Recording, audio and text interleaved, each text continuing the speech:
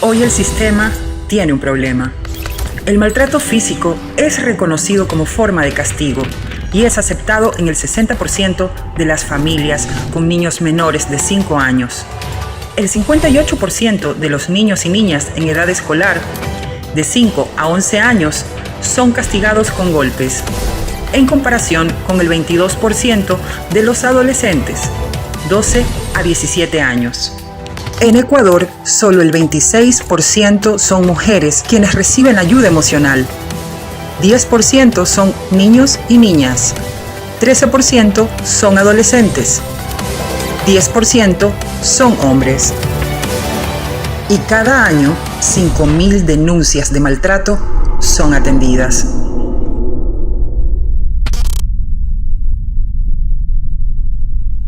En Ecuador, las niñas, niños y adolescentes son sujetos de derecho. Las normativas nacionales e internacionales en nuestro país señalan que todo tipo de castigo físico o psicológico es considerado como una vulneración de derecho. Es decir, toda acción que atente contra la integridad física, psicológica o emocional de una niña, niño o adolescente deberá ser sancionada.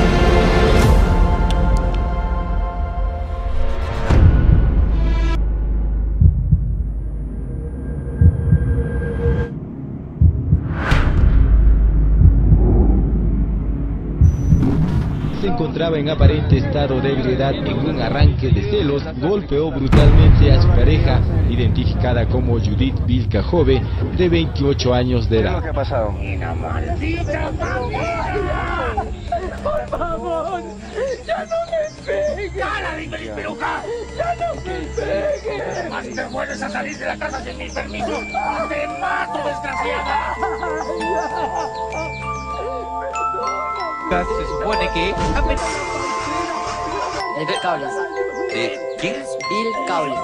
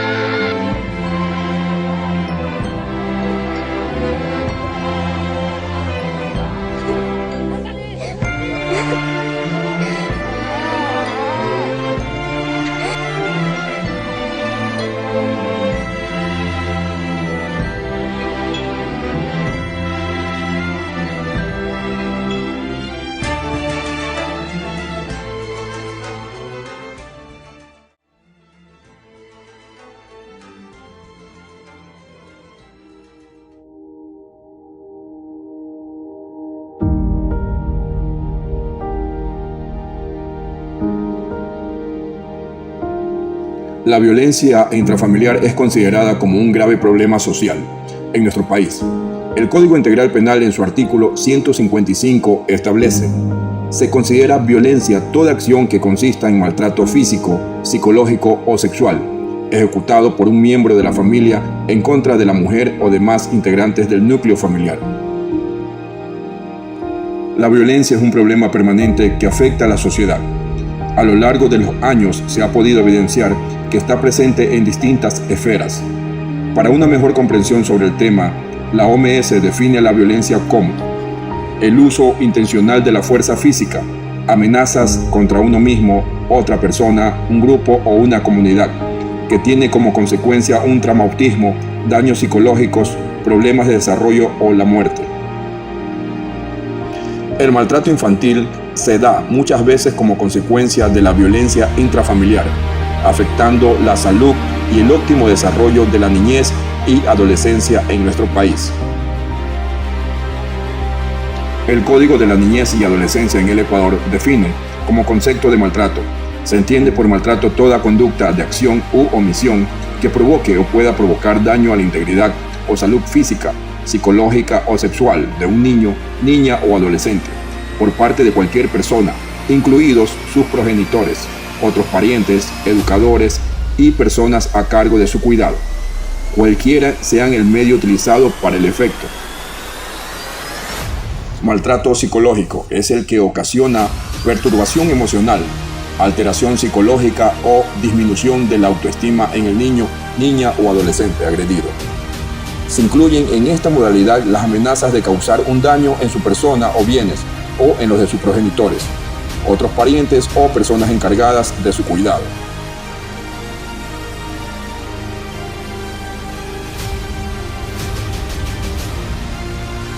El maltrato es institucional cuando lo comete un servidor de una institución pública o privada, como resultado de la aplicación de reglamentos, prácticas administrativas o pedagógicas aceptadas expresa o tácitamente por la institución, y cuando sus autoridades lo han conocido y no han adoptado las medidas para prevenirlo, hacerlo cesar, remediarlo y sancionarlo de manera inmediata.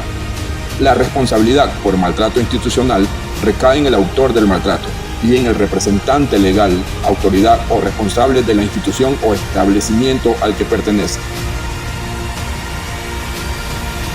Toda persona que conozca de algún tipo de maltrato o violencia ejercida sobre un niño, niña o adolescente tiene la obligación de denunciar, tal como está dispuesto en los artículos 17 y 72 del Código Orgánico de la Niñez y Adolescencia. La persistencia y la continuidad de una violencia intrafamiliar en los hogares ecuatorianos nos lleva a cuestionarnos qué está pasando con las personas y por qué las víctimas de estos actos degradantes no han sido capaces de denunciar ante las autoridades. Aunque es importante considerar que el hecho de acudir a poner la denuncia no termina con el problema en sí, nos atreveríamos a decir que quizás solo lo calma por una temporada y puede retomarse con fuerza esta lamentable situación. En nuestro Código Orgánico Integral Penal tipifica la violencia intrafamiliar, tanto física, psicológica y sexual, estableciendo penas privativas de libertad, las mismas que al determinarse responsabilidad penal, los victimarios van a ser sancionados. La solución no está en crear tipos penales y tampoco agravar las penas en nuestro sistema penal, sino trabajar en las políticas públicas de prevención a estos problemas. Hoy me vestiré con los colores de la discapacidad. Pero, ¿qué es una persona con discapacidad? Es una persona con deficiencias, pudiendo ser física, mental, intelectual, sensorial o visual, como lo soy yo. Adquiridas de forma congénita, por accidentes, por enfermedades o por otras causas. Los niños, niñas y adolescentes, a pesar de tener una o múltiples de estas condiciones, no están exentos de sufrir violencia, maltrato o discriminación, incluso dentro de sus hogares o en los centros educativos, así como en las áreas de recreación y en el transporte público.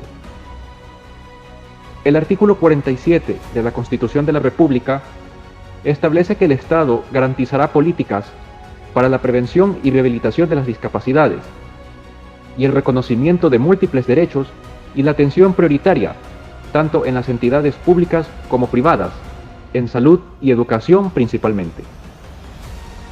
¿Qué tipo de violencia viven los niños, niñas y adolescentes con discapacidad? Sufren de aislamiento social, estigmatización y discriminación, así como violencia sexual, física y psicológica, y en muchas ocasiones viven en instituciones alejadas de sus familias. En los centros escolares, los niños, niñas y adolescentes padecen de discriminación debido a que sus profesores no cuentan con la sensibilización y capacitación en lenguajes de señas. Instituciones que dan atención a personas que han vivido violencia.